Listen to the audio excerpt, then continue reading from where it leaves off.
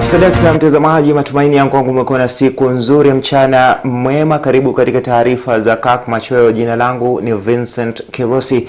Bunge la Kitaifa mchana wa leo limeidhinisha majina yote 24 ya mawaziri wateule. Miongoni mwa walioidhinishwa ni pamoja na bunge hilo ni pamoja na waziri mteule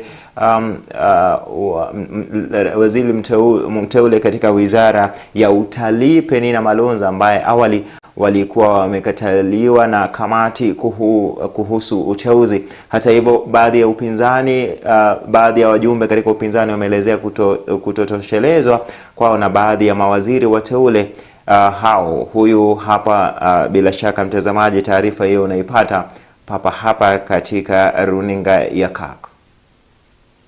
Baada ya mchakato wa zaidi ya wiki nzima wa kuwapiga msasa, kuandaa ripoti kuhusu mawaziri wateule na kuiwasilisha bungeni, hatimaye bunge zima limeidhinisha majina yote 28 kwa pamoja, na sasa wapo mbioni kuyawasilisha kwa Rais William Ruto. Will as many of that opinion say aye? Aye. Will those of the contrary opinion say no? Yes. The ayes have it. Awali ya mjadala kuhusu hatua ya kamati ya uteuzi kumkataa waziri mteule wa utalii Penina Malonza, wakidai alikosa ufahamu wa wadhifa wake, ulichacha, na baada ya muda bunge hilo kwa pamoja likabatilisha hatua hiyo na kumuidhinisha kuchukua wadhifa huo. So we should not be able to ask, at times we ask so technical questions, but somebody with that level of education will be able to learn. Let's give this lady an opportunity to be able to deliver to this country as a cabinet secretary for tourism, wildlife and national heritage. This House approves the appointment of the Honorable Penina Malonza OGW as the cabinet secretary for tourism, wildlife and heritage. As many of that opinion say aye? Aye. Will those of the contrary opinion say nay? The ayes have it. Hata hivyo, upande wa wachache ulizua upinzani kiasi cha haja kuwahusu baadhi ya mawaziri hao, wakiwemo Mithika Linturi wa kilimo na mwenzake Aisha Juma wa utumishi wa umma, wakiwataja kama ambao hawakufikia vigezo hitajika kikatiba kufuatia kesi mbalimbali zinazowaandama. The question of integrity goes beyond being proven guilty or innocent. It is a question of conscience. It is a question of perception. Surely, what are we going to tell our children? That a person, when we had so many millions of Kenyans who didn't have cases, the best we could get is a person with 35 cases? I cry. I cry. We have a choice to make either decision to reject over 60% of these names or give President Ruto his skunk. Let us not interfere with it. We give it to him. He has asked for it. Let us give him his cabinet. We know he's going to run the government from State House. These are not people who can run a government. Apart from a few individuals who are not even more than 8, the rest are incompetent, unqualified, have integrity issues, are people who cannot deliver this country from where it is to the next level that we want the country to move in. Mr. Speaker, we cannot judge as members of parliament because we already judged out there. And we have to give people opportunity, Mr. Speaker, to be heard at any level so that at least, Mr. Speaker, it is not about regimes that are going to judge us. Ripoti hiyo sasa itawasilishwa kwa Rais William Ruto kabla ya tarehe 3 Novemba iliyoorodheshwa kisheria. President Vincent Kerosi, Kirk Machweo. Na mtazamaji, kwingineko ni kwamba mahakama eneo la Kahawa kaunti ya Kiambu imeamuru kuwa kitengo cha ushauri wa ndani kwenye kikosi cha polisi maarufu IAU kina uwezo wa kufanya uchunguzi na kuwasilisha mapendekezo yake kwa mkurugenzi wa idara ya mashtaka. Uamuzi huo ukipinga pendekezo la maafisa 4 wa kikosi cha SSU kilichofutiliwa mbali kudai kuwa IAU haina uwezo huo. Kulingana nao, ni kesi inayowakabili kuhusu kutoweka kwa raia 2 wa Kihindi na dereva wa teksi ni kutokana na msukumo wa kisiasa. Na kama anavyoarifu Chris Sambu, kadhalika mahakama imeamuru kuwa polisi wana uwezo wa kuwasilisha ombi la kuwazuia maafisa hao kwa siku zaidi. Maafisa wanne wa kitengo cha SSU ambacho kilifutiliwa mbali, Peter Muthega Shiku, Francis Mwendo Ndonye, John Mwangi Kamau na Joseph Kamau Mbugwa walirejeshwa tena kotini katika kesi inayowakabili. Wanne hao wakikumbwa na madai ya kuhusika katika kutoweka kwa raia wawili wa India waliokuwa nchini pamoja na dereva wao wa teksi. Huku uchunguzi ukiendelea kuhusu kuhusika kwa kitengo cha SSU na maafisa wake katika kutoweka kwa watu, maafisa wanne walioshtakiwa walikuwa wamewasilisha ombi kuzuia kitengo cha ushauri wa ndani kwenye idara ya polisi IAU kuwafanyia uchunguzi kuhusu kuhusika kwao kwenye madai hayo. Mahakama ileo kiamuru kuwa kitengo cha IAU kina uwezo wa kuwachunguza maafisa hao wa polisi. The unit can investigate, but upon completion, they must hand over the outcome to the IG or the DPP. To my understanding, the application before court is meant to facilitate the investigations and cannot be said to be an abuse of the court process. Should the applicant dare exploit the phones of the respondents without a court order or subject them to DNA without a court order, that would be a violation of the respondents' rights, and whatever evidence is obtained would be inadmissible. Hakimu mwandamizi kwenye mahakama ya Kahawa kaunti ya Kiambu Diana Mochache akisema kuwa polisi wana uwezo kuwazuia wanne hao kwa siku zaidi huku uchunguzi ukiendelea. Hata hivyo, IAU ikizuiliwa kuchukua chembe za damu na ukaguzi wa vifaa vya kielektroniki vinavyomilikiwa na maafisa walioshtakiwa. I've gone through the authorities relied upon by the prosecution and find that the same are distinguishable, hence not applicable in this case. For the foregoing reasons, I find the preliminary objection to be unmerited and it's hereby dismissed. I find the application dated 24th October is properly before this court.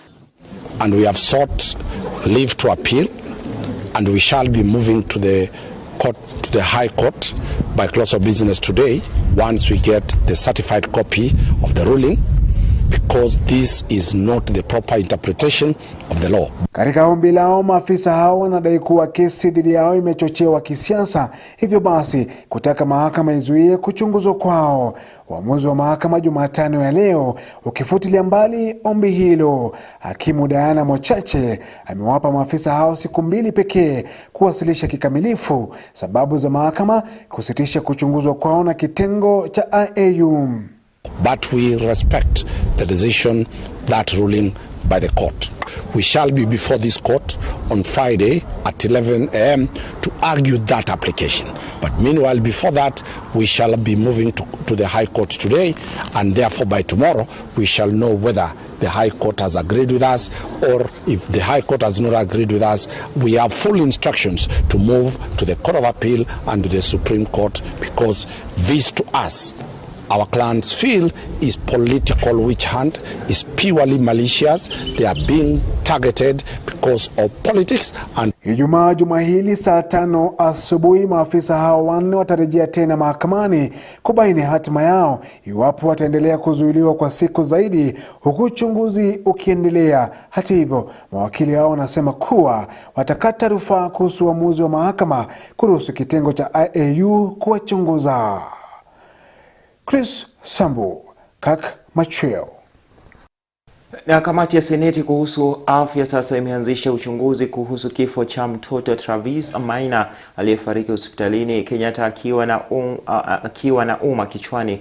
Mwenyekiti wa kamati hiyo Jackson Mandago amesema kwamba kamati hiyo ingependa kubaini iwapo kulikuwa na utepetevu jinsi mtoto Travis alivyoshughulikiwa baada ya saidiwa kwamba yeye na mamake mzazi walisubiri kwa muda mrefu kabla ya kupata huduma. Mandago amesema kwamba watawaalika maafisa kutoka hospitali ya rufaa ya kitaifa ya Kenyatta na zile za Thika na Kiambu kutoa ripoti zao, huko pia mamake mtoto Travis Judy Muthoni akitarajiwa kutoa maelezo yake mbele ya kamati hiyo. Travis alifariki mnamo Oktoba 11 baada ya kuvuja damu nyingi kutokana na jeraha lililosababishwa na uma hiyo iliyokwama kichwani.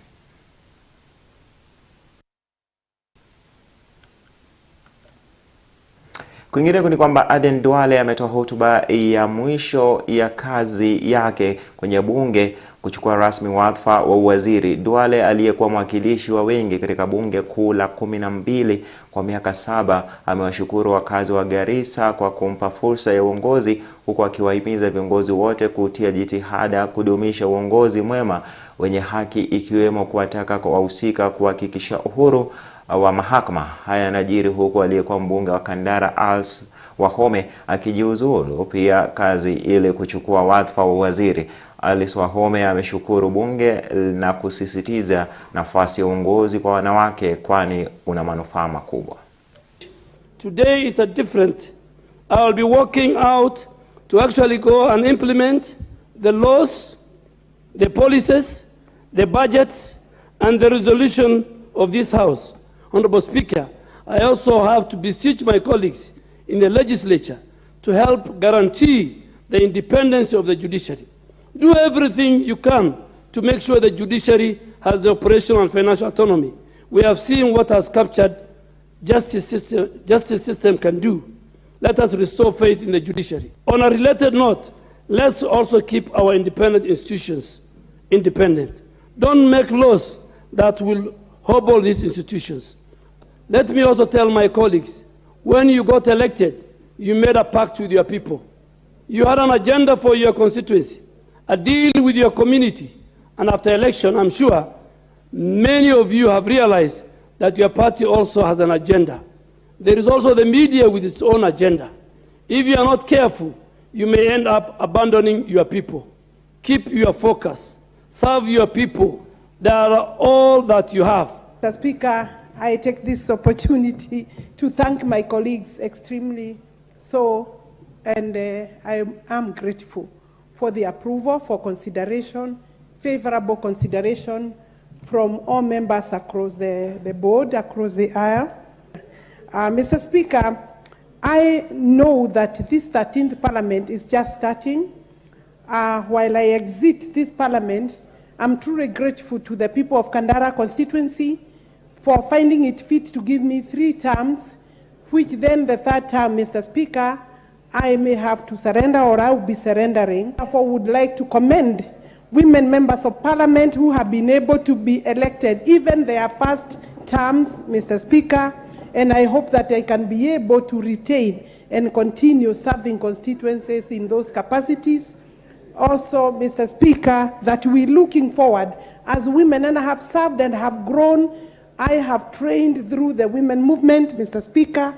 It would be right and fair and proper for me to speak a bit about that I am very proud of the women movement in this country, and I know it is fairly down around this time, and whatever we can do as women leaders, we need to support the women movement that has grown some of us. And therefore, I also look forward to seeing more women in this parliament, even as I exit. Tuondokea bungeni sasa, na Rais William Ruto amefanya mazungumzo na mwenzake wa Hispania Pedro Sanchez katika ikulu ya Nairobi mchana wa leo. Katika kikao na wanahabari, marais hao wameahidi kuimarisha uhusiano wa kibiashara baina ya mataifa hayo mawili, huku pia maswali ya mabadiliko ya kilimo au tabia nchi na vita baina ya Urusi na Ukraine yakizungumziwa. Kenya appreciates your visit, Your Excellency, which is a milestone in our bilateral relations. Your visit, which is the first at this level and has provided us a rare opportunity to deepen and to strengthen the relations between our two countries. The challenges facing our world demand of us to work and to seek a new way of doing things. Kenya is on a new path to strengthening cooperation with the rest of the world, and I'm glad that this journey starts with Spain. Our two countries can build a stronger partnership in seeking solutions to address common concerns on issues related to peace and security, food security, gender equality, or climate change, as you said before, Mr. President. I really appreciate what you said. I do know that Kenya is suffering a severe drought that is affecting the whole Horn of Africa. Spain went through a very acute drought at the highest temperatures in decades this summer. I am confident that the International Drought Resilience Alliance, to be launched during the COP27 in Sharm el-Sheikh, will facilitate a global response, and we really appreciate that you joined this effort with Senegal and with Spain. Spain and Kenya hold the same position on matters to do with Ukraine, and we believe that the internationally recognized instruments that calls for the respect of boundaries of countries is the bare minimum that any nation should live by. And it is our position as Kenya and as East Africa that the issues around Ukraine should be resolved in the earliest time possible, because in the midst of the COVID pandemic and the climate change serious challenges we have, the least we need is a war in between. Mbali na hapo ni kwamba zaidi ya mifugo milioni 2.5 wameripotiwa kufa kutokana na ukame unaoshuhudiwa kote nchini. Serikali kupitia Wizara ya Mifugo inaendelea kutafuta soko la kuuza mifugo hao ili kupunguza hasara inayoletwa na ukame katika maeneo yaliyoathirika zaidi. Ezaura Morin anatuarifu zaidi. Akizungumza kule Mombasa, katibu mkuu katika Wizara ya Mifugo, Ari Kimutai, amesema kuwa wakulima wamepata hasara nyingi kwa kupoteza mifugo kutokana na ukame. We estimate to be about 2.5 million livestock that has been lost, but the rest, I think they are not in a very stable condition. Their body weight has really emaciated because of lack of pasture, and also because of the movement of animals to long or far places to look for pasture and water. So you find we have animals, but their body condition, their body weight is not very good, that it can, they can be able to dispose of. If they are disposing of, again, they don't make or they don't fetch the correct value for their animals. So it's really a big challenge, but with now such kind of interventions where we are able to get markets. Aidha, amesisitiza kuwa serikali imeingilia kati kwa kushirikiana na bodi ya halmashauri KMC ili kuwasaidia wafugaji kuuza mifugo katika nchi za nje.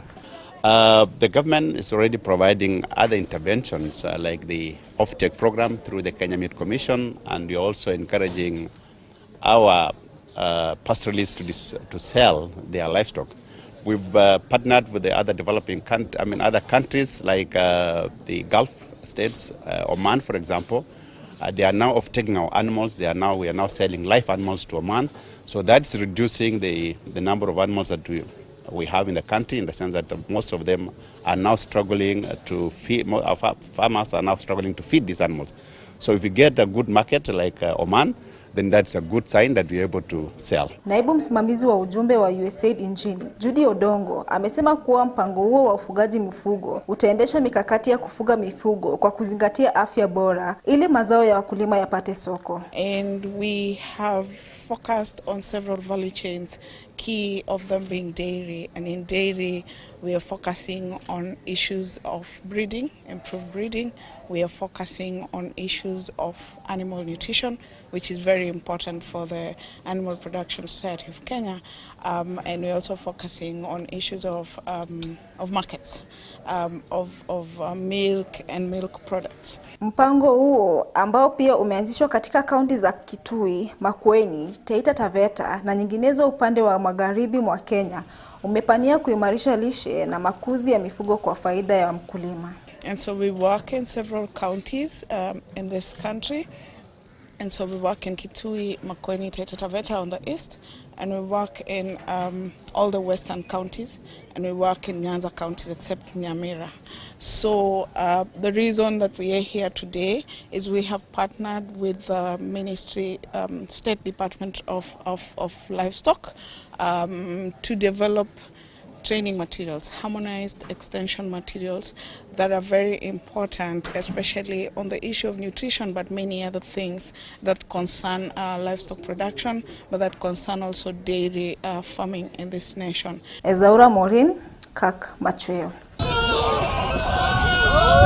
Na baada ya taarifa hiyo yake Zora Morin, mtazamaji, tupate yaliyoko viwanjani.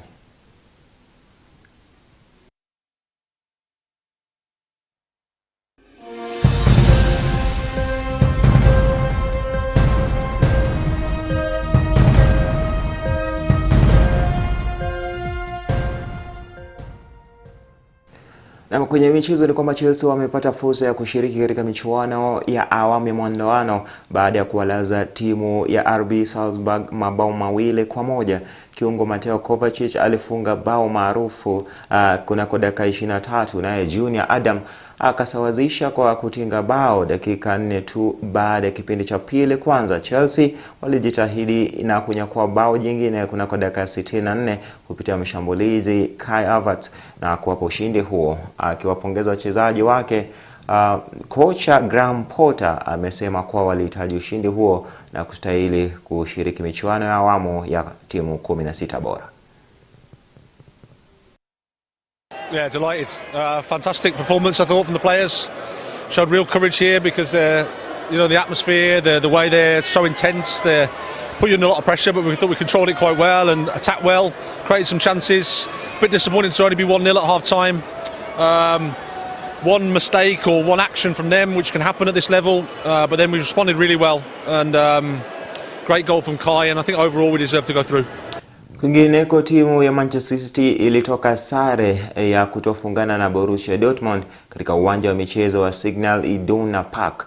Mchuano huo ulijawa na fursa nyingi za kufunga mabao zilizokoswa na wachezaji katika pande zote mbili. City walipata fursa ya kuongoza kupitia penalty iliyokoswa na Riyad Mahrez kunako dakika ya 58 na sare hiyo, na basi kusababisha wao kutoka sare hiyo.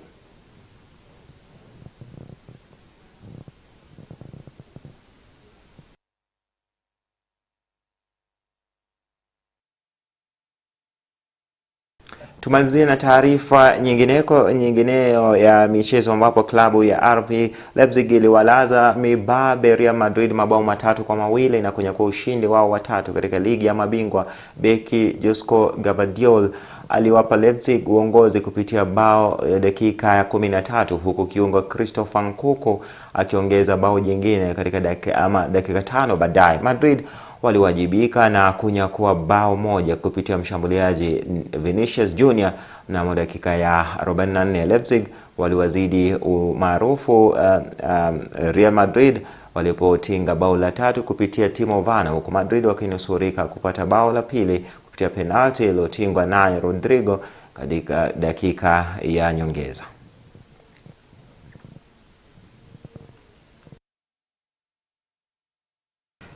Dakika moja imekatika baada ya saa 1 jioni. Hizo ndo taarifa za michezo.